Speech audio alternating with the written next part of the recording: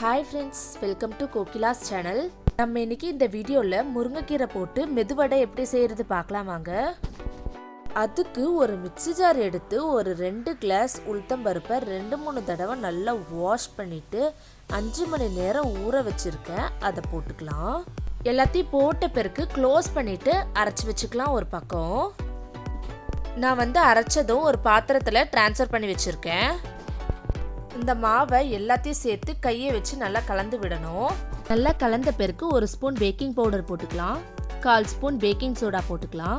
அரிசியை பவுடர் பண்ணி வச்சிருக்க அது 3 ஸ்பூன் போட்டுக்கலாம். அப்புறம் ஒரு ஸ்பூன் மிளகு போட்டுக்கலாம். ஒரு வெங்காயத்தை சின்ன சின்னதாக கட் பண்ணி வச்சிருக்க அதை போட்டுக்கலாம். எல்லாத்தையும் போட்ட பிறகு 2 பச்சை மிளகாவும் சின்ன சின்னதாக கட் பண்ணி வச்சிருக்க அதை போட்டுக்கலாம். அப்புறம் கருவேப்பிலை சின்ன சின்னதாக கட் பண்ணி வச்சிருக்க அதை போட்டுக்கலாம். எல்லாத்தையும் போட்ட பிறகு கொத்தமல்லியும் சின்ன சின்னதாக கட் பண்ணி வச்சிருக்க அதை போட்டுக்கலாம். 2 கைப்பிடி முருங்கைக்கீரையை உருவி நல்லா வாஷ் பண்ணி வச்சிருக்க அதை போட்டுக்கலாம். ஒரு ஸ்பூன் சால்ட் போட்டுக்கலாம். அப்புறம் எல்லாத்தையும் சேர்த்து நல்லா கலந்து விட்டுக்கலாம்.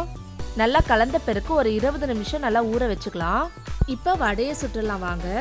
அதுக்கு ஒரு பாத்திரத்தை எடுத்து 1 லிட்டர் ஆயிலில் பாதி எண்ணெயை ஊற்றி வச்சிருக்கேன். எண்ணெய் நல்லா சூடான பிறகு மாவு எடுத்து கையில தட்டி கட்டை விரல்ல ஓட்டை போட்டு எண்ணெயில போட்டுக்கலாம். நல்லா பொரியட்டும். திருப்பி திருப்பி விட்டுக்கலாம். 2 பக்கமும் நல்லா மொறுமொறுன்னு செவந்து வர வரைக்கும் இதை நல்லா பொரியட்டும். அது வரைக்கும் நம்ம திருப்பி திருப்பி விட்டுக்கலாம். இங்க பாருங்க நல்லா பொரிஞ்சிடுச்சு. இப்போ ஒரு பவுல்ல ட்ரான்ஸ்ஃபர் பண்ணி வச்சுக்கலாம். இதே மாதிரி மீதி இருக்க மாவையும் வடை சுட்டு வச்சுக்கலாம். அவ்வளோதாங்க, மெதுவடை ரெடி ஆயிடுச்சு. இதே மெத்தட்ல செஞ்சு பாருங்க. நல்லா மொறுமொறுன்னு செம்ம டேஸ்டா இருக்கும். உங்க வீட்டில் இருக்கவங்களுக்கு எல்லாருக்குமே ரொம்ப பிடிக்கும். பெரியவங்கலேருந்து சின்னவங்க வரைக்கும் ரொம்ப விரும்பி நல்லா சாப்பிடுவாங்க. நீங்களும் இதை ட்ரை பண்ணி பார்த்துட்டு எப்படி இருந்துச்சுன்னு கமெண்ட் பண்ணுங்க.